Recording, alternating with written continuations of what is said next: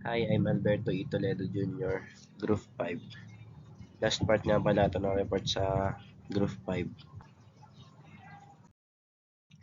Relocation. Sa madaling sabi, yung relocation o pag-relocate ng mga tao o property owner at mga tenant dahil sa dahilang may nagmamay-ari na ng location o dahil sa banta ng kapaligiran.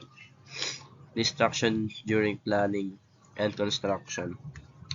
Sa destruction during planning and construction naman, dito nakaka-experience ang mga tao ng mga sumusunod: pagtumal, pagbagsak ng negosyo, sobrang ingay, dumi, pag-vibrate ng lugar at pagmahal ng pamasahe dahil sa pagkukumpuni ng kalsada.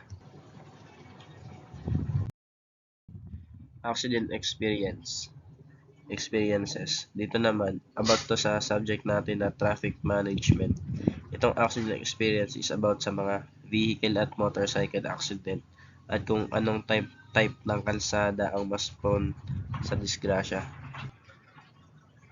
Sa pedestrian journey naman, sa madaling sabi, ang pedestrian lane ay angkop na daang tuwiran ng mga tao upang sila'y maging ligtas. Nakikita ito sa mga paaralan, simbahan, intersection, at iba pang nakakatulong ito upang makatawid ang mga pedestrian ng ligtas. Pag sinabi mo kasing pedestrian yung tao, pedestrian lane, yung daanan mismo, yung tawiran.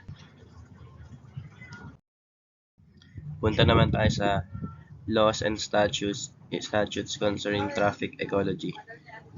Prudential Decree number 1181. Dito naman sa Prudential Decree number 1181 of 1977 is dito daw ay para ma-maintain ang mga vehicles na ginagamit for transportation para maiwasan ang mga aberya at disgrasya at para mabawasan ang pollution from vehicle at para na din sa health and safety ng mga tao.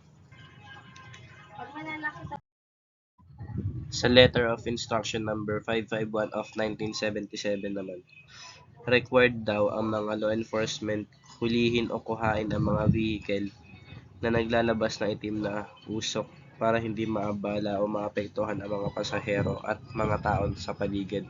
Kasi pagka yung vehicle na yon itim na rin yung usok, makakaapekto na rin sa pollution natin. Kaya required na hulihin o kuhain yung mga vehicle na ganun. Sa Republic Act number 8749 naman, sinasabi diyan, it is an act that regulates the use of gasoline and diesel fuel in motor vehicle that releases harmful gases. So what is traffic economy naman?